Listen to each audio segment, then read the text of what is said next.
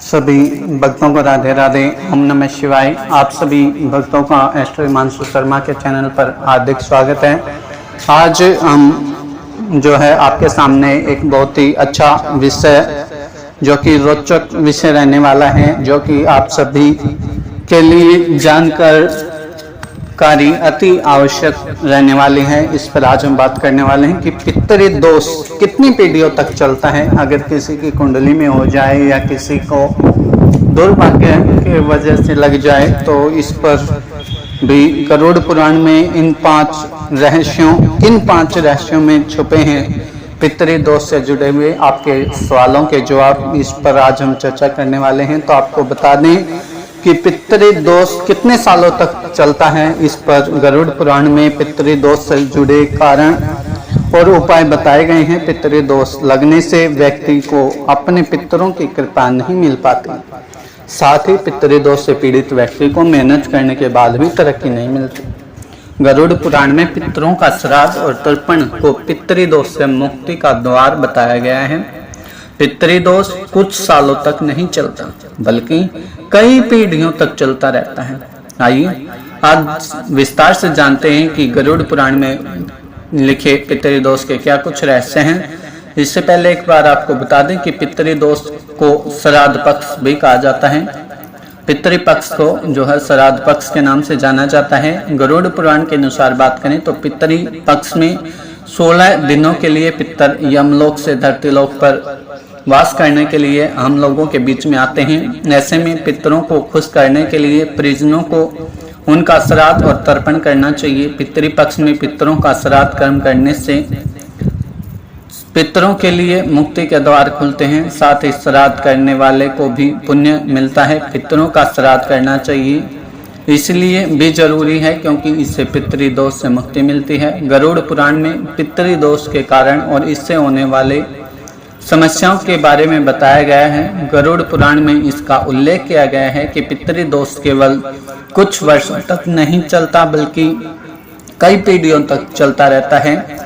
तो आइए जानते हैं कि गरुड़ पुराण में लिखे गए पितृ दोष के क्या कुछ रहस्य हैं। इससे जानने से पहले आपसे एक बार निवेदन है कि अब तक आपने अपने इस चैनल को अगर सब्सक्राइब नहीं किया है तो पहले नीचे जाकर बेल आइकन को प्रेस करें और साथ में अपने चैनल को भी सब्सक्राइब कर लें। और वीडियो अगर आपको पसंद आ रही हो तो इसे लाइक अवश्य करें और अन्य लोगों के पास में भी इसे शेयर अवश्य करें, ताकि जिसको भी पितृ दोष है वो अपने उपाय उचित जानकारी के अनुसार कर पाएं, वो किसी अनुचित जानकारी का मार्गदर्शन ना करें। तो इस पर आपको बता दें कि पितृ दोष कितने समय तक चलता है। तो गरुड़ पुराण में बताया गया है कि अगर कोई व्यक्ति पितृ दोष से पीड़ित होता है तो उसका प्रभाव केवल उस व्यक्ति पर ही नहीं पड़ता, बल्कि उसके साथ रहने वाले लोगों पर भी पड़ता है। घर के मुखिया पर लगा पितृ दोष बाकी सभी सदस्यों को किसी न किसी समस्या में घेरे रहते हैं। पितृ दोष का निवारण न किया जाए तो किसी पितृ दोष 7 पीढ़ियों तक चलता है। पितृ दोष पीढ़ी दर पीढ़ी चलता रहता है। पितृ दोष 7 पीढ़ियों तक तो चलता है, तो इससे वंश को आगे बढ़ाने में परेशानियां आती हैं। इसके साथ ही पितृ दोष में लगे घर में बार बार संतानों की अचानक मृत्यु भी हो जाती है। अब बात करते हैं पितृ दोष क्यों लगता है। अब तक तो हमने जाना कि पितृ दोष कब तक चलता है, अब बताते हैं कि पितृ दोष क्यों लगता है। कभी कभी घर में किसी सदस्य की अचानक मृत्यु हो जाती है और अगर उसका अंतिम संस्कार या तर्पण सही तरीके से नहीं किया जाता तो उसकी आत्मा भटकती रहती है। इससे मृतक व्यक्ति को भी परलोक में दुख मिलता है। उसकी नाराजगी और दुख के कारण परिवार वालों को, खासकर दुख घर के मुखिया को पितृ दोष का सामना करना पड़ता है।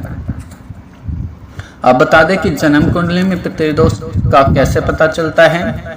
इस पर भी आपको शायद किसी गिने चुने पंडित जनों ने बताया होगा, लेकिन आज हम इस पर विस्तार से चर्चा करते हुए आपको बता दें कि ज्योतिष शास्त्र में, एस्ट्रोलॉजी में पितृ दोष का कारण जन्म कुंडली से भी जुड़ा हुआ माना गया है। किसी व्यक्ति की जन्म कुंडली में दूसरे, 8वें और 10वें भाव में सूर्य के साथ केतु,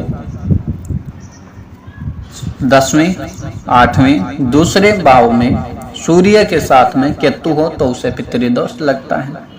वहीं गरुड़ पुराण में अगर घर के मुखिया ने किसी जीव जंतु, सांप या फिर किसी असहाय मनुष्य की हत्या या उस पर अत्याचार किया हो तो भी पितृदोष लगता है। घर के मुखिया पर पितृदोष लगने से क्या होता है? घर के मुखिया पर पितृदोष लगने पर वे ज्यादातर समय क्रोध, निराशा और अवसाद से घिरा रहता है। वंश आगे बढ़ाने में समस्याएं आती हैं। घर में बार बार हादसे होते रहते हैं।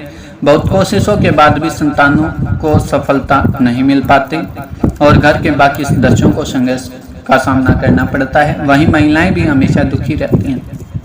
पितृदोष घर के मुखिया की निर्णय क्षमता को भी प्रभावित करता है। इससे घर का मुखिया भी अक्सर ऐसे फैसले ले लेता है जो कि परिवार की सुख समृद्धि और शांति के सख्त खिलाफ होता है। वो बाधित के रूप में कार्य करता है। पितृदोष को दूर करने का अब उपाय का समय हो चला है कि मुक्ति के लिए आप क्या कुछ कर सकते हैं। गरुड़ पुराण में जैसा कि बताया गया है कि पितृपक्ष में अपने पितरों का तर्पण और श्राद्ध करना पितृदोष से मुक्ति का सबसे अच्छा उपाय है। वहीं प्रत्येक अमावस्या पर गरीब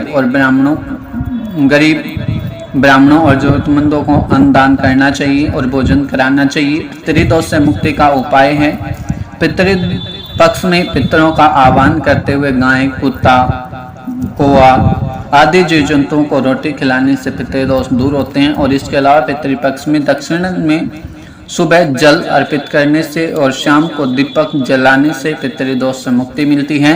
तो इस पर दीपक का आपको दिशा बता दें कि आपको दीपक जो है देसी गाय का घी हो तो बहुत अच्छा है, वरना आप भैंस के शुद्ध हो उस घी में आप जो है पितरों की जोत लगा सकते हैं। लेकिन आप दिशा जो दक्षिण दिशा में ही इसे जलाएं, अन्य दिशा इसके लिए उचित नहीं है। इन्हीं सभी जानकारियों के संग और भी इसी प्रकार की जानकारी हमसे प्राप्त करने के लिए हमारे चैनल से जुड़े रहें। और मैं पंडित हिमांशु शर्मा, धन्यवाद।